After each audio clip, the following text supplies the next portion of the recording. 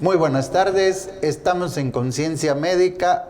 Hoy estamos a 14 de mayo, son las 5 de la tarde. Estamos transmitiendo desde la torre digital del Diario de Chiapas a través de TV Multimedia, desde la capital del estado de Chiapas, Tuxtla Gutiérrez.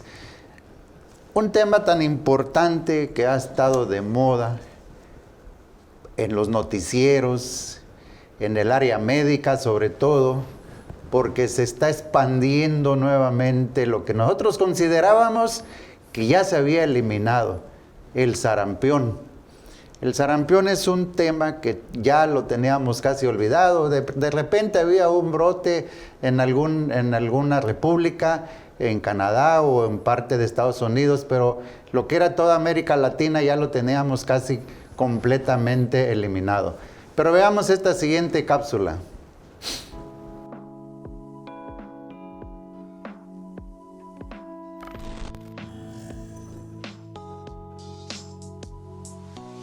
El sarampión es una enfermedad muy contagiosa causada por un virus. Se propaga fácilmente cuando una persona infectada respira, tose o estornuda. Esto puede provocar una enfermedad grave, complicaciones o la muerte. El sarampión puede afectar a cualquier persona, pero es más común entre los niños. Antes de propagarse por todo el cuerpo, el virus infecta las vías respiratorias. Los síntomas incluyen fiebre alta, tos, secreción nasal y una erupción cutánea que se extiende por todo el cuerpo. Se estima que en México hubieron 280,000 casos confirmados en 2023, en su mayoría niños menores de 5 años, a pesar de que se dispone de una vacuna segura y eficaz. Contraer el sarampión durante el embarazo puede ser peligroso para la madre y provocar que el bebé nazca prematuramente y con bajo peso al nacer. Las complicaciones son más frecuentes en los niños menores de 5 años y en los adultos mayores de 30 años. No existe un tratamiento específico para el sarampión. Los cuidados deben centrarse en aliviar los síntomas, hacer que las personas se sientan cómodas y prevenir complicaciones. La vacunación a nivel comunidad es la forma más eficaz de prevenir el sarampión. Todos los niños deben vacunarse contra el sarampión. La vacuna es segura, eficaz y barata. Recuerda que lo principal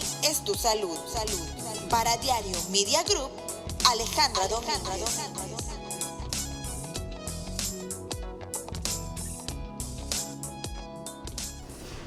Como ustedes ven, tenemos una excelente cápsula donde nos describen perfectamente bien en un pequeño resumen lo que es el sarampión.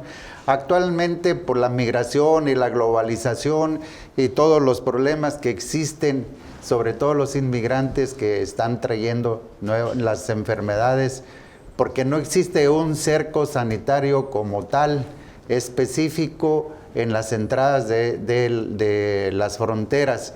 Estados Unidos y Canadá y México están teniendo sus propios casos, pero vamos a presentar a nuestro invitado. Doctor, bienvenido al programa Conciencia Médica nuevamente y gracias por aceptar, por dar el tema.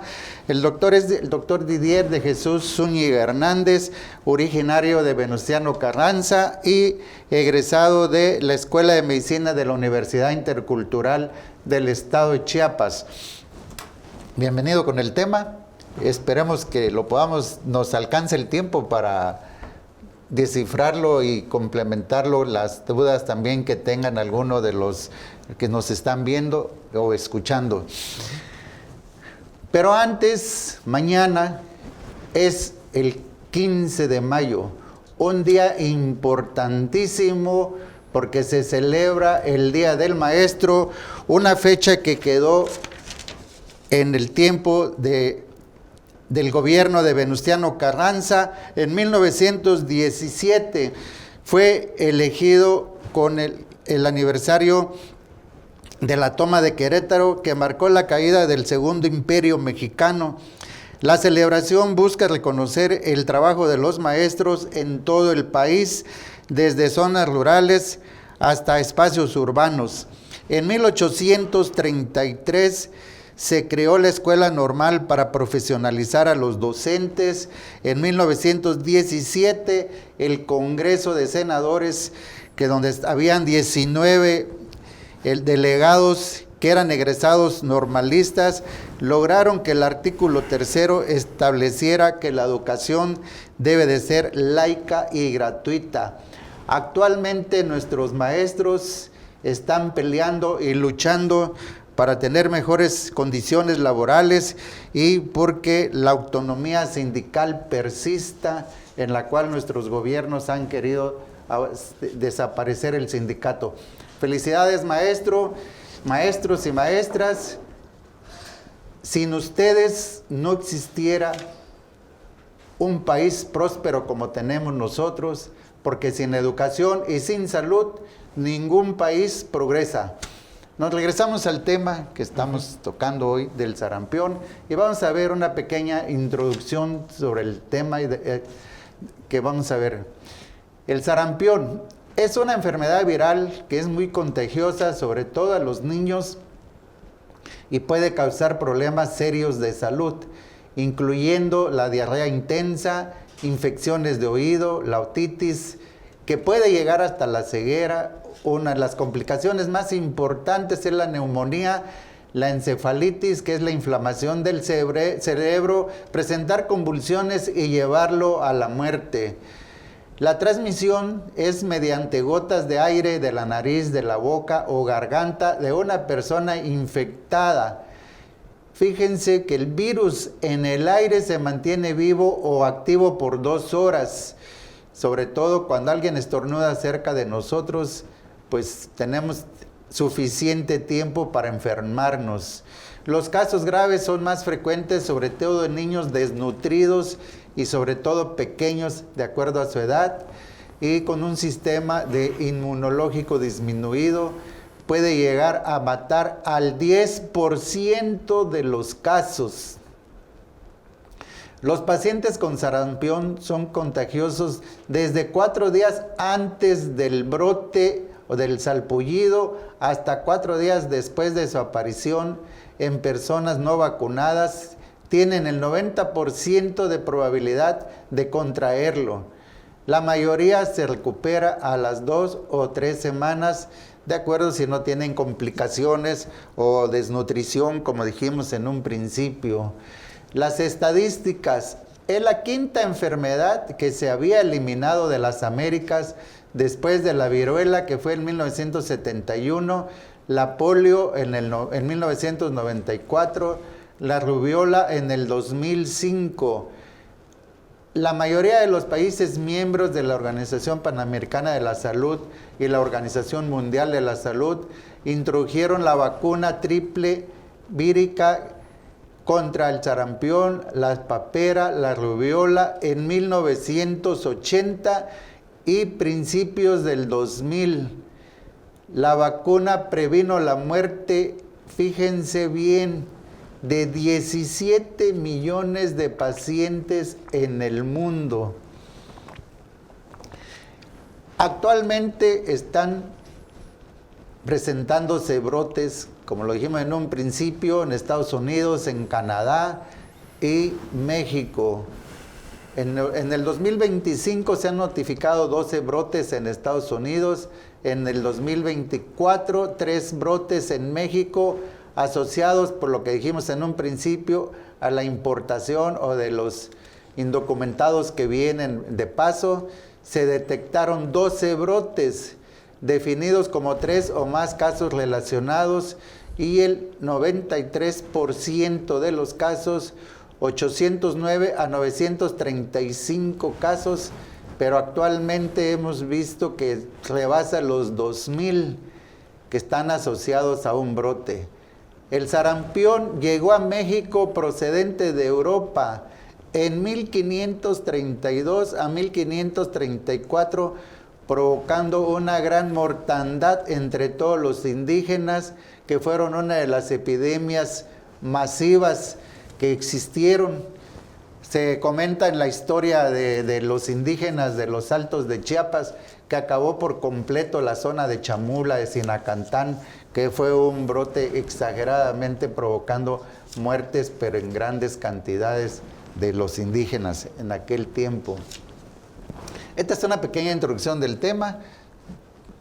Te dejo la plática completa y acuérdate que nada más nos dan 40 minutos. Ok. Bueno, es un tiempo demasiado suficiente, así que vamos a abarcar un tema que principalmente vamos a conglomerar a lo que es el sarampión con lo que son las enfermedades exantemáticas, ya que esto mismo, al momento de diferenciar el tipo de diagnóstico en nuestro paciente, nos va a ayudar a cómo iniciar el tratamiento y el manejo óptimo para su pronta recuperación. Y pues vamos a tocar algunos puntos que puedan tener algunas cuestiones o intrigas sobre este tipo de enfermedad. Y pues principalmente vamos a ver algo para que entendamos un poquito más el tema, que se llama historia natural de la enfermedad. En este caso, como siempre hemos, más que nada en la carrera de medicina, siempre hemos tenido como base esto, principalmente por un periodo prepatogénico. En este caso vamos a tener en cuenta que al momento de una enfermedad siempre tiene que haber una conexión entre tres circunstancias principales: lo que es un agente, lo que es un huésped y lo que es un ambiente. Principalmente en cuanto al agente, la enfermedad de sarampión se va a ver mediada por cierto virus de la familia Paramyxovirus, que en este caso, como ya había comentado el doctor, pues este virus va a colonizar a nuestro paciente, esto por gotitas de flujo o las gotitas de saliva que se liberan en el ambiente y que tienden a permanecer durante 2 horas en el mismo. Entonces, ¿qué es lo que pasa? Cuando tenemos estas situaciones reunidas, el agente, el virus, más un huésped que puede ser un niño o también un adulto que esté inmunocomprometido o que también no tenga la aplicación de la vacuna triple viral o de su refuerzo. Estos van a ser condicionantes para que nuestro paciente pueda llegar a tener una enfermedad como tal.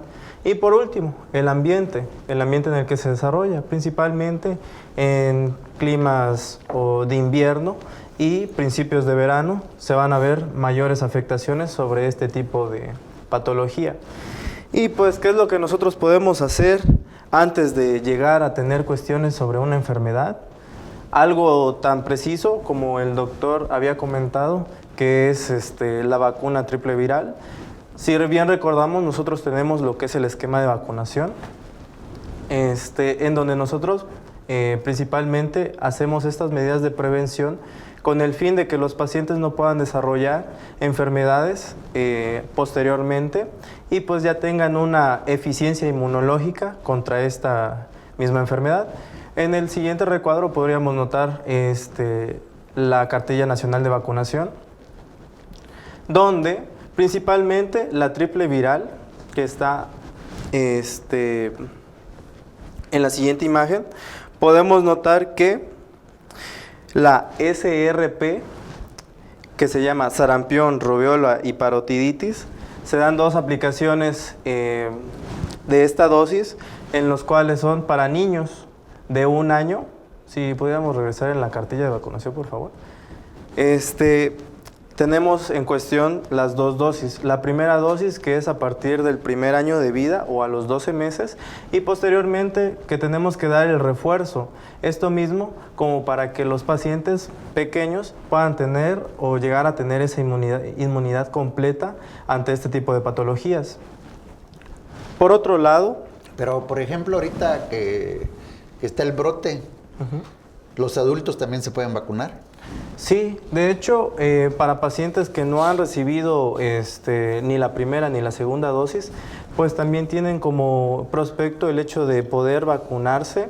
Por ejemplo, pacientes mayor o igual a 1 año de edad, que no tengan ninguna dosis o que solo les falte la dosis de refuerzo, pueden todavía tener la posibilidad de vacunarse.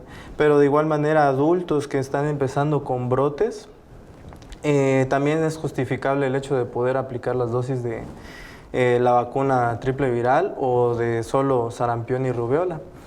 Esto para que puedan generar la inmunidad y el daño no sea tan extenso. Como podemos ver, algunas de las complicaciones que vamos a notar posteriormente se sitúan directamente a un daño sistémico, que puede ser desde complicaciones en el hígado, en el corazón, en el cerebro y en los pulmones, más que nada. Entonces, volvamos al esquema de la vacuna. Nada más que me quedó esa duda, ¿no? Que si en los brotes también los adultos se pueden vacunar, ¿no? A ver, veamos la imagen esta. Perfecto. Entonces, la revacunación sería, o sea, al año es su primera dosis. Lo ideal sería... Lo ideal. Luego, a la segunda dosis. Es a los 6 años. ¿A los 3 años? A los 6 años. A los 6 años. ¿Y la revacunación? La revacunación, que puede ser dosis adicionales, es para pacientes que no han tenido ya sea ni la primera dosis o el refuerzo. Entonces, estos pacientes pueden tener la posibilidad de vacunarse ya sea de mayor o igual a 11 años posteriormente, según en la página oficial de la Secretaría de Salud. Sí, esto es importantísimo que lo recalquemos ahorita por lo que están apareciendo brotes, ¿no? Porque de acuerdo a nuestro gobierno, pues no hay cifras exactas, porque supuestamente había 900, pero en una plática que tuvimos hace 3 días con unos amigos dicen que ya está rebasando los 2000. Y creo que en una de tus láminas que pusieron en la cápsula, dijeron creo que como 20,000, ¿no? Así es. ¿Ah? De Entonces, hecho, bueno, en teoría las notificaciones van a ser muy dependientes dependiendo del criterio del médico y al momento de hacer las cuestiones epidemiológicas. Es cierto que a veces como que se manipula un poco la información, a veces no hay como que una exactitud. ¿Por qué? Porque principalmente pacientes que viven en comunidades muy lejanas, que no tienen acceso a servicios de salud básico o que no están tan informados o no tienen esa cultura de salud, entonces están inevitablemente condicionados a padecer este tipo de enfermedad sin que ellos puedan llegar a tener un servicio de salud básico u óptimo.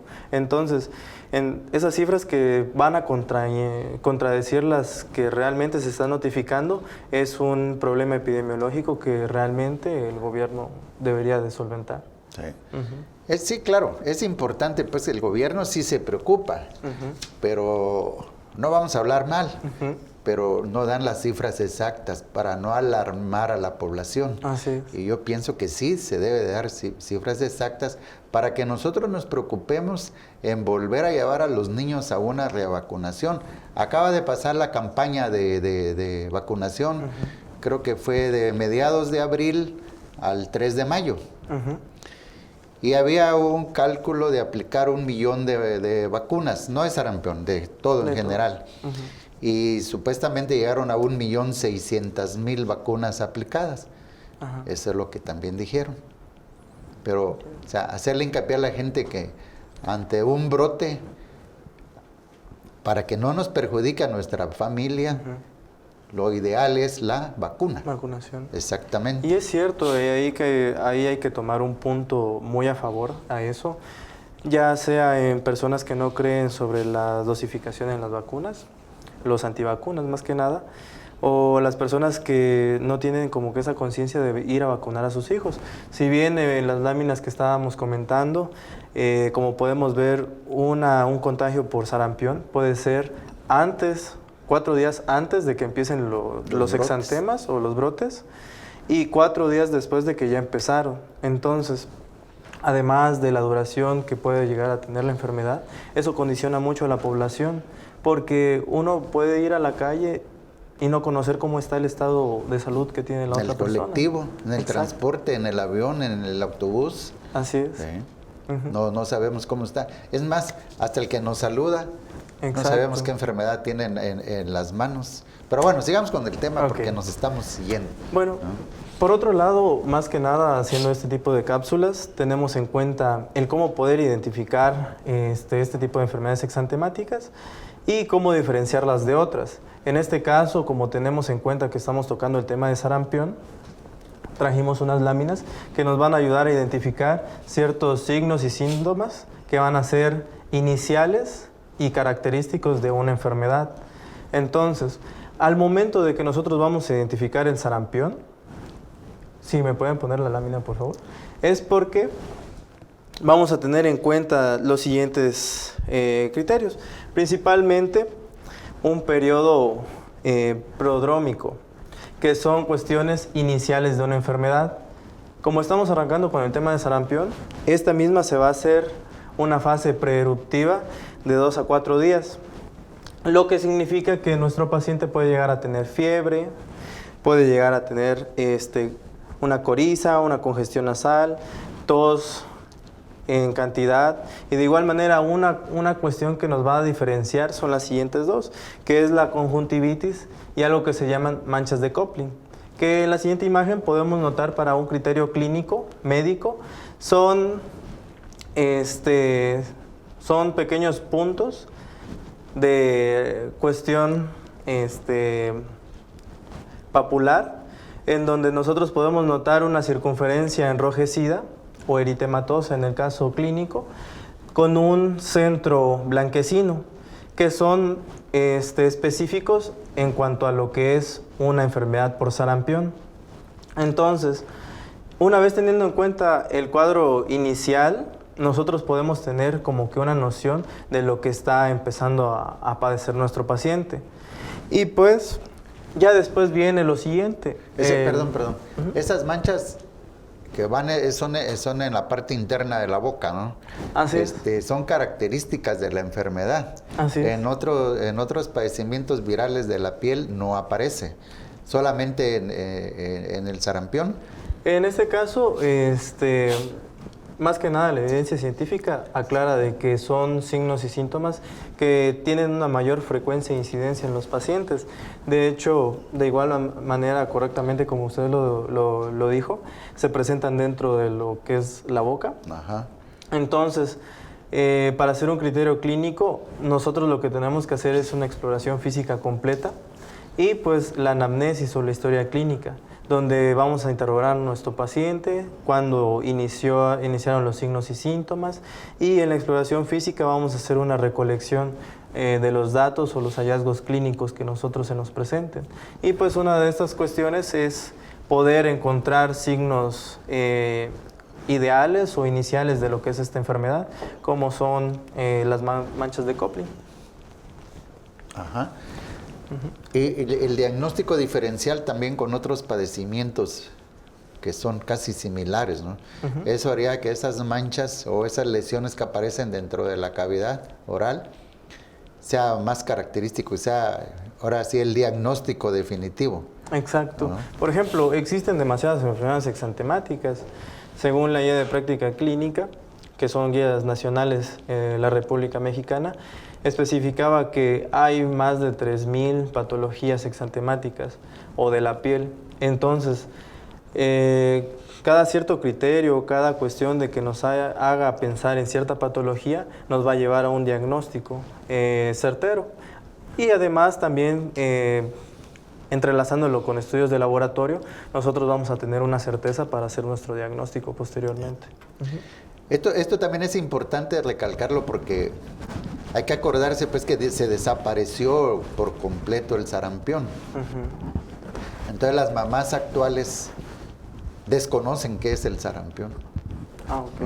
Entonces hay que hacerles ver que se puede confundir con otros padecimientos de la piel, ¿no? Así es. Pero que lo característico que tiene cuando está la infección en su apogeo, digamos, aparecen esas manchas dentro de la mucosa. Ajá, de la mucosa oral. Así es. Y otro de los signos característicos es el tipo de inicio de lo que es el exantema o las pápulas. En este caso, van a tener una presentación cefalocaudal. O sea, quiere decir de que primero se presentan en cara, van hacia el cuello, a tronco o toda la parte del pecho y se extienden a extremidades. A diferencia de otras patologías que pueden empezar ya sea del cuello a tronco o que empiecen de manera extremidades hacia adentro. Entonces, eso de igual manera, dependiendo del inicio súbito o crónico, nos va a ayudar a entender si la patología es de la que estamos pensando o si vamos a hacer una referencia a diagnósticos diferenciales. ¿Le da comezón? Así es. Una vez de que las pápulas empiezan a, por así decirlo, reventar, empieza lo que es la fase como de costritas. Ajá. Entonces eso produce demasiado prurito o picazón. Y pues siendo honesto, pues a nuestros pacientes es algo que les genera irritación, incomodidad, porque es demasiado. Entonces pues nuestros pacientes pues tienen más que nada molestias. Y más que nada como son niños, porque las enfermedades exantemáticas, y hay que aclararlo, de que no solo se pueden presentar en niños, sino que también en adultos. ¿Y esto por qué? Porque nuestros adultos, pues de igual manera, si no están vacunados, pues ya tienen comorbilidades, ya tienen un sistema inmunológico Sobre un poco todo más los que debilitado. tienen SIDA. Exactamente, ya están inmunocomprometidos, pacientes que tienen síndrome metabólico, que ya tienen triglicéridos altos, colesterol alto, diabetes mellitus tipo 2, hipertensión arterial. Entonces, ese tipo de cuestiones van a afectar mucho más a los pacientes que son adultos. Y en niños, más que nada, cuestiones de que van a estar irritables, no van a querer nada, les va a picar todo el cuerpo. Y pues es una de esas enfermedades como de exclusión social. Por ejemplo, cuando un paciente pues ya tiene o presenta este tipo de... Algo que dijiste ahí me gustó, Ajá. pero regresamos de este pequeño corte. Bueno, estamos tocando un tema importantísimo que es el sarampión, que actualmente es parte de las noticias a nivel mundial.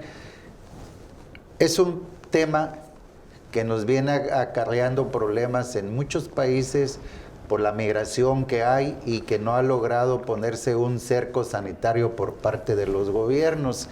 El tema ya lo vamos avanzando y vamos a hablar sobre los síntomas característicos del padecimiento.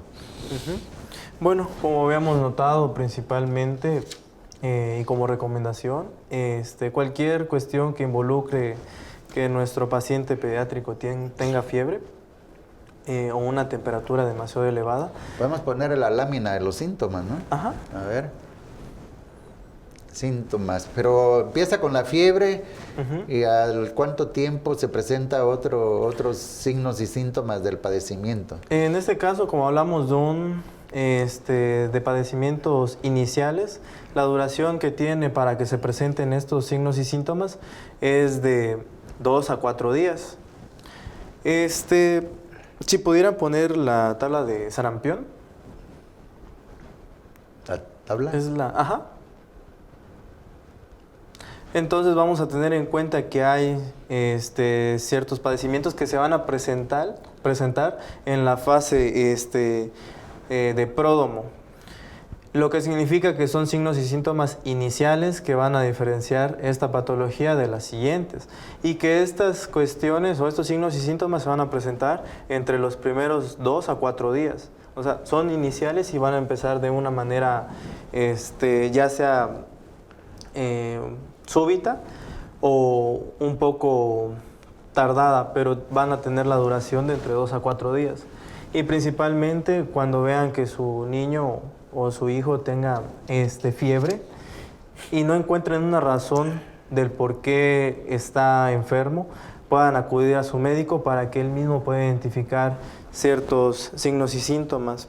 Debido a que la fiebre en esta patología pues, va a ser frecuente, tenemos que tener ese criterio inicial como padres, más que nada, el hecho de que si, bueno, mi hijo ya empezó a tener fiebre y no sé qué es lo que tiene, pues voy a acudir al médico y en el momento de que acuda, pues va a presentar también lo que es congestión, tos, una conjuntivitis, los ojos van a estar demasiado inflamados, van a estar con una presentación de ojo rojo, más que nada, y pues los signos que de igual manera van a estar presentes, que van a ser idóneos para el diagnóstico, que son las manchas de Koplik. Se puede confundir al inicio con una gripe común, ¿no? Así es, debido a que en cualquier caso, pues la fiebre con la tos y la congestión van a implicar como que un diagnóstico diferencial.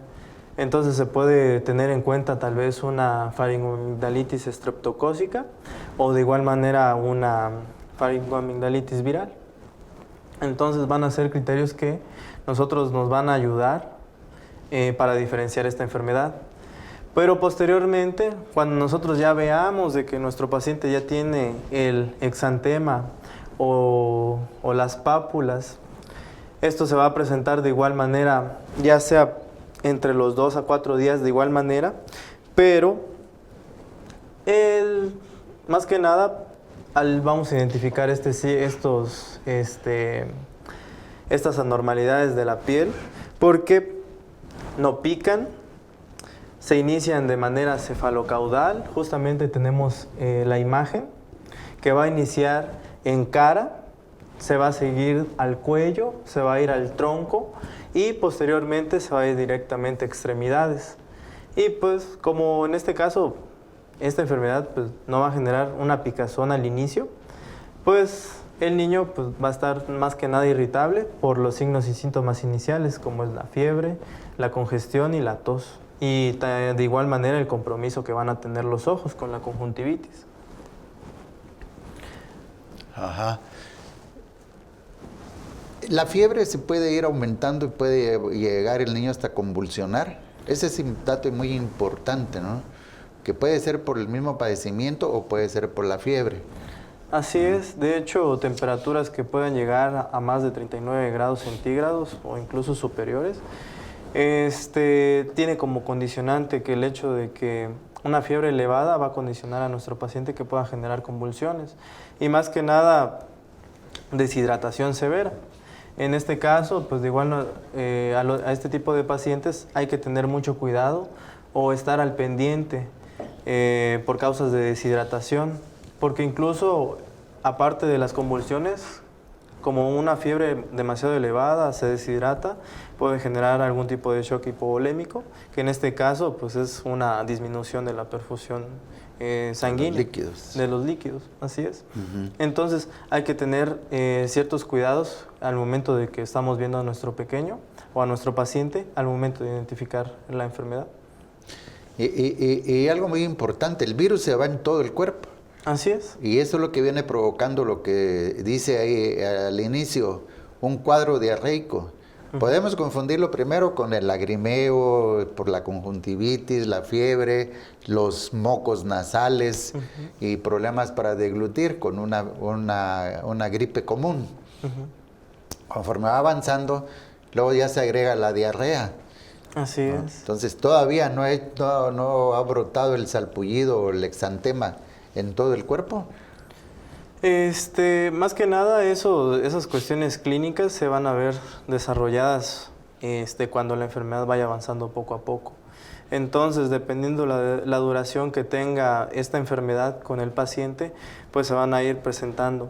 Entonces, no va a ser de inicio súbito al principio, pero va a llegar a tener un cierto tiempo de presentación en donde va a condicionar a nuestro paciente a tener otras complicaciones no tan graves y otras complicaciones que van a agravar el cuadro. Sí. Algo muy común que tenemos nosotros, bueno, no solo los chiapanecos, todos los mexicanos, ¿no? Tiene fiebre, van a la farmacia. Tiene diarrea, van a la farmacia. Y no investigan el motivo por cual ni lo dejan en observación al niño. Inmediatamente quieren que ya se les dé el antibiótico. Eso puede ocultar otras complicaciones más importantes que se pueden presentar durante el desarrollo del padecimiento, ¿no? Así es. Más que nada, pues, recuerdo cuando habíamos tocado el tema sobre diarreas agudas, el hecho de automedicar a los pacientes pediátricos va a llevar a complicaciones mucho más graves. Por ejemplo, las guías de práctica clínica pues evitan el uso de metoclopramida porque llega a tener cuestiones neurológicas que pueden afectar a los niños. De igual manera, no se recomienda utilizar el pepto-bismol para la diarrea porque eso no le va a ayudar más que nada, no le va a ayudar y en cambio puede llegar a tener más que nada una parálisis intestinal, al igual que lo pueda causar la loperamida. Entonces, ¿qué es lo que se tiene que hacer en estos casos? Principalmente acudir con su médico de cabecera para que tengan un diagnóstico realmente. ¿Y cómo se va a hacer el diagnóstico? Pues se va a pedir lo que es serología por laboratorio para identificar el agente específico. y eso pues se hace con inmunoglobulinas de tipo M. Entonces esto nos va a ayudar a tener una certeza diagnóstica al momento de ver la presentación tanto clínica como los criterios de laboratorio y asimismo poder dar un tratamiento adecuado, aunque en esta enfermedad no existe un tratamiento como tal, sino de que se tratan los síntomas. Por ejemplo, para la fiebre se le da un antiinflamatorio o un antipirético y pues hasta que se recupere. O de igual manera, para pacientes que tienen insuficiencia de vitamina A, se les agrega esta misma vitamina para evitar complicaciones. Y en ese caso, la vitamina A ayuda a que el paciente evite tener diarreas o evitar la aparición de diarreas, o que estas mismas no puedan generar una complicación mucho más grande. Y además de lo que ya se conoce, que es la sueroterapia, esto en cuanto a los niños por vía oral, para que estos mismos no vayan a tener una deshidratación severa. Aparece la pápula, viene, se seca, hace la costrita, me da comezón. Puedo usar los baños coloides o el famoso caladril. Así es. Que sirve para ponérselo en el cuerpo y disminuya la comezón o el prurito en el bebé o hasta en los adultos. Y nos ayuda también a que la descamación sea más, o sea, menos menos intensa y menos complicada para el paciente, ¿no? Así es. Porque nos estamos dirigiendo solamente al niño, pero también el adulto, sobre todo hay adultos que tienen problemas de diabetes, de SIDA, que pueden adquirir inmediatamente contagiándose también con un niño. Y ojo, también las embarazadas. Así es. Porque si lo agarra el sarampión antes de los 3 meses del embarazo, puede tener complicaciones en nuestro bebé. Puede. Pues que no estamos hablando de la rubiola, ¿no? Que es así. Síndrome de Touch. Nos maltrata mucho a los bebés, ¿no? Así es. Sí. De hecho, sí, como habíamos comentado anteriormente, esta enfermedad puede llegar a afectar más que nada también a adultos o adultos mayores que no tengan una inmunoprotección, que en este caso pues es la prevención con la vacuna triple viral. Entonces este tipo de pacientes que ya, como usted comenta, están inmunocomprometidos y de igual manera tienen otras comorbilidades además, por ejemplo, como habíamos comentado, diabetes, hipertensión, síndrome metabólico, hipertrigliceridemia o triglicéridos altos, colesterolemia o colesterol elevado, van a ser condicionantes a una inmunosupresión, en donde el paciente, pues, a medida que va avanzando con la edad, va un poco más en decadencia si es que tiene factores de riesgo. Entonces, al momento de que llegue una enfermedad que va a inmunosuprimir más a nuestro paciente, va a generar complicaciones mucho más extremas. En este caso, para adultos, hay 4 complicaciones que son también frecuentes como para niños, pero va a haber una mayor mortalidad al momento de que sean adultos mayores que no tengan una protección específica contra este agente. Entonces, Te estoy escuchando y se me viene a la mente los alcohólicos que andan en la calle. Tienen daño del hígado, tienen daño de todo el sistema nervioso por el alcohol, tienen desnutrición. Ahí, al entrar el virus, nos puede agredir demasiado al hígado, pero eso lo veremos en el siguiente regreso que tenemos.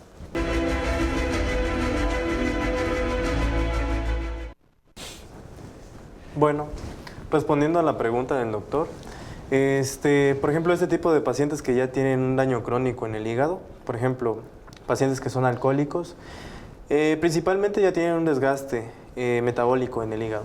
Posteriormente, si son pacientes que son inmunosuprimidos y que no tienen una protección específica contra esta enfermedad, lo que puede pasar es lo siguiente. Cuando se progresa la enfermedad de sarampión, en la lámina donde mostramos lo que pasa con el hígado, por favor, va a suceder lo siguiente, que principalmente hay una hepatitis aguda, que posterior a esto se puede hacer crónica y dependiendo del daño generado a las células hepáticas o los hepatocitos, pues se va a generar una progresión de una cirrosis hepática, hasta el punto de que si el paciente pues no se trata, aunque dudo mucho de que llegue a tener ese final por la progresión de la enfermedad, pues el paciente pues de igual manera puede generar un daño hepático o un cáncer. Entonces van a ser ciertas cuestiones o complicaciones que se van a presentar a pacientes mucho mayores, esto por el compromiso inmunológico que ya tienen. Por otro lado, otras de las complicaciones más severas que puede presentar un paciente son las siguientes. Por ejemplo, cuando nuestro paciente empieza a presentar una encefalitis, que es una destrucción de las células neuronales. Entonces, al haber una destrucción de las células neuronales, pues obviamente el cerebro va a empezar a tener una pérdida de la función y pues va a ir en decadencia, hasta el punto de terminar en un deceso trágico.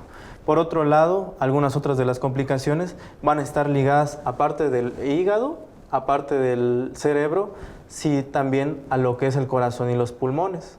En cuanto a lo que son los pulmones, la principal causa de defunción en este tipo de complicaciones pues va a ser una neumonía. Esto porque la cuestión viral del sarampión en adultos puede generar lesiones epiteliales en las células pulmonares y pues esto va a generar un daño. Y pues, ¿qué es lo que pasa? Al haber una destrucción, pues de las células epiteliales, pues va a generar una acumulación de lo que es moco en los sacos alveolares. O si no, al haber una infección viral, también puede tener una progresión a una infección bacteriana, esto por la inmunosupresión y por la colonización de bacterias oportunistas. Y por último, en cuestiones cardiológicas, un paciente que pueda llegar a tener sarampión y tenga una progresión a una complicación, lo que va a suceder es que en la lámina 10 van a generar lo que es una miocarditis, pues que es una inflamación del tejido muscular del corazón. Entonces, ¿qué es lo que puede llegar a pasar con esto? Pues al final de cuentas es que todo nuestro sistema corporal o de aparatos y sistemas va a estar comprometido hasta el punto de que las complicaciones puedan llegar a degenerarnos mucho más que simplemente la enfermedad. Y esa es una pregunta que me acuerdo que mi doctor me había hecho el día de ayer, porque le había comentado de que íbamos a exponer el tema. Entonces, ¿de qué fallecen los pacientes?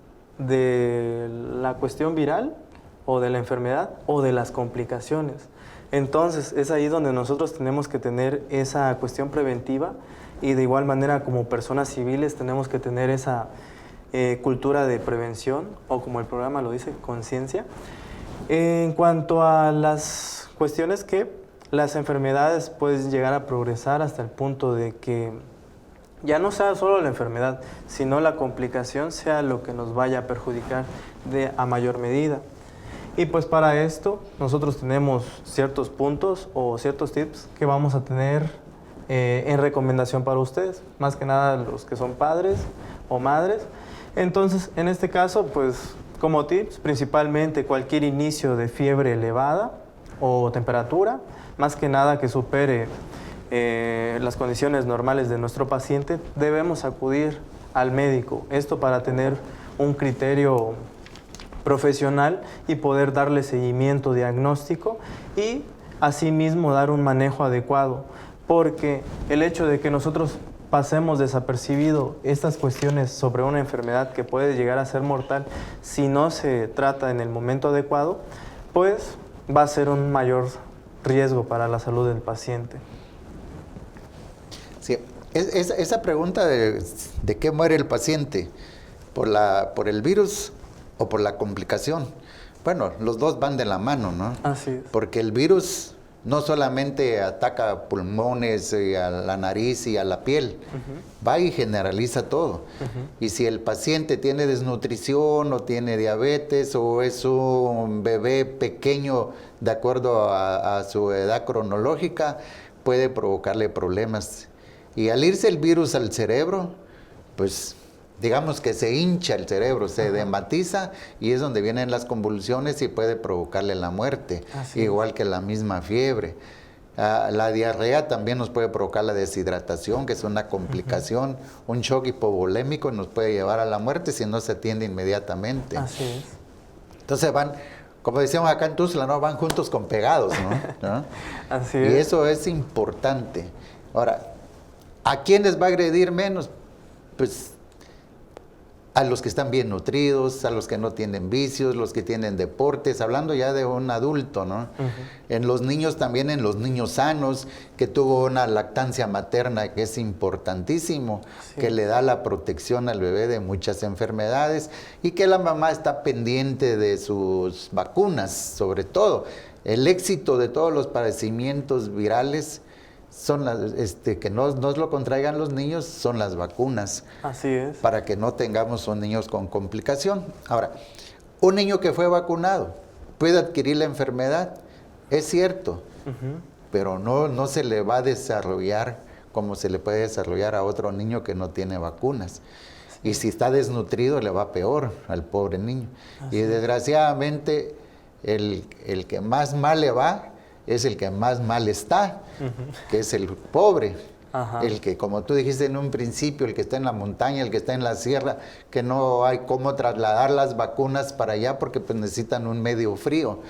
Y hasta la fecha no, bueno, aquí en nuestro México no existe, pero en otros países existen las hieleras especiales que pueden mantener el frío hasta 3, 4 días para los periodos de vacunación. Sí, es cierto, porque el hecho de que una vacuna ya no pueda ser eficaz, pues se desecha. Entonces también es como que un costo adicional a los programas de salud. Sí. Y por otro lado, es cierto que de igual manera pacientes que ya estén con muchos factores de riesgo, va a ser inminente el hecho de que puedan tener este tipo de enfermedades. Más que nada por la ineficacia del sistema inmunológico que tienen. Como ya vamos sobre el tiempo, ¿qué tips les podemos dar a las mamás nuevas de esta época que apenas están escuchando en las noticias que el sarampión está volviendo a hacer brotes? Porque en aquel entonces hablar de sarampión era porque todo el mundo se encerraba en su casa, como ahora que tuvimos el COVID, que nadie quería asomarse a la calle, igual era en aquel tiempo. En el tiempo también de la tuberculosis, que si alguien tosía, salían huyendo porque no se fueran a enfermar de la tuberculosis. Hasta la palabra que te decían, cuando alguien tosía, decían salud, hasta la fecha lo decimos. Pero mucha gente no sabe el significado, el por qué te dicen salud. Porque eso te están diciendo que ojalá y no tengas tuberculosis en aquel tiempo, y al decirte salud te están diciendo ojalá no tengas nada, salud, te estoy deseando salud. Pero ahorita ya lo agarramos como algo cortés, ¿no? De educación. Estornudas y todo el mundo te dice salud, pero no sabemos ni por qué, ¿no? Entonces, ¿qué tips les podemos dar a las nuevas mamás? Principalmente, y recuerdo una publicación de Facebook, en donde se mencionaba que la mejor manera de querer a los hijos es tener una cartilla de vacunación completa. Entonces, no dejar pasar las vacunas a las edades específicas que marca la cartilla de vacunación. 2, proporcionar una adecuada nutrición, evitar comidas chatarras, evitar que los niños, no está mal que coman dulces, pero un niño a esa edad no necesita dulces. Necesita, si es que es un lactante, necesita leche materna, o si es un niño en crecimiento, comida saludable. Por otro lado, una buena higiene personal, enseñarle a los niños que tienen que saber cómo asearse. Posteriormente, evitar lugares conglomerados, más que nada en este tiempo que habíamos comentado, ya sean en temporadas de invierno, inicios de primavera, aunque suele ser un poco difícil, ya que a veces los niños pues ya van a clases, pero el hecho de tener una prevención sobre más que nada la higiene, la nutrición, la prevención con las vacunas, pues ya va a ser un dato clave para la inmunización de estos pacientes.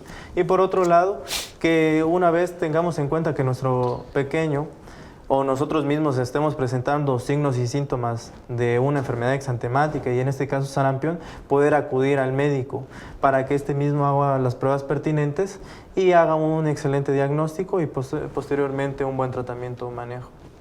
Perfecto. Estoy leyendo el Diario de Chiapas, la versión impresa, Y yo hice el comentario del periodo de la campaña de vacunación y que había dicho que había superado a 1.600.000 dosis en la República. Pero aquí el diario me está dando una versión que dice que se aplicaron más de 2.600.000, no 1.600.000 vacunas, que estoy corrigiendo. Y que llegaron, tenían programado 1.800.000. Hay que acordarse que la medicina preventiva es la base del éxito de que no padezcamos ninguna otras enfermedades, pero sobre todo las vacunas. Y también le ayudemos al sector salud, porque todo queremos peladito y en la boca, como decimos. Si hay vacunación, que pasen en mi casa.